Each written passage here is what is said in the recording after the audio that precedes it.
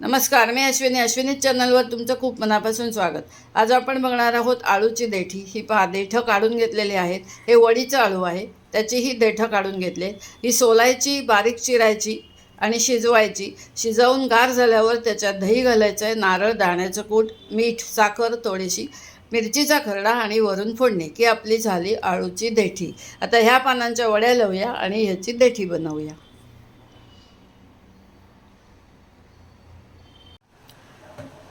आपण करत आहोत आळूची देठी। ही बघा, देठी ठेवलेली आहे। आता ही एक एक अशी सोलून घेऊया आपण आणि शिजायला लावूया।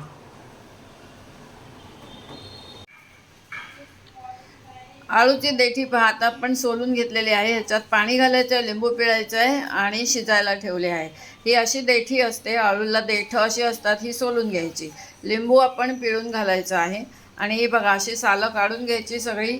आता देठी शिजवायला ठेवूया आणि करूया आळूची देठी। आळूची देठीच नाव आहे त्याचं। ती पहा, पॅनमध्ये मी शिजवायला ठेवले आहे, देठी तुकडे केले आहेत, पाणी थोडं ठेवलं आहे। आता याच्यावर झाकण वगैरे ठेवायचं नाही आहे, लिंबू पिळायचं आहे आणि अशीच शिजवून घ्यायची आणि मग हे पाणी काढून टाकायचं आहे। हे पहा, एक 5 मिनिटात ही देठी शिजून तयार झालेली आहे। आता ही आपण चाळणीत काढून घेऊया, सर्व पाणी निथळू दे आणि मग बघूया आळूची देठी। एकदम सोपी आहे करायला, चवदार लागते। थोडासा वेगळा पदार्थ आहे, कधीतरी खायला ठीक लागतो, एकदा तरी अवश्य करून पहा। हे बघा, पाणी निथळायला याच्यात मी ठेवले आहे चाळणीमध्ये। आता ही थंड झाली आहे, आता ही आपण मॅश करून घेऊया। हे पहा, आळूची देठी आता थंड झाली आहे। ही थंड का करायची, तर आपण ह्याच्यामध्ये दही घालतो, त्याच्यासाठी हे थंड होणं अतिशय आवश्यक आहे। नारळ घेतला आहे, कोथिंबीर घेतली आहे, मीठ घेतलं आहे, हे मिरची खरडा घेतला आहे, साखर ठेवले आहे, दाण्याचं कूट घेतलं आहे आणि थोडंसं दही घालायचं आहे, त्यासाठी दही घेतलं आहे।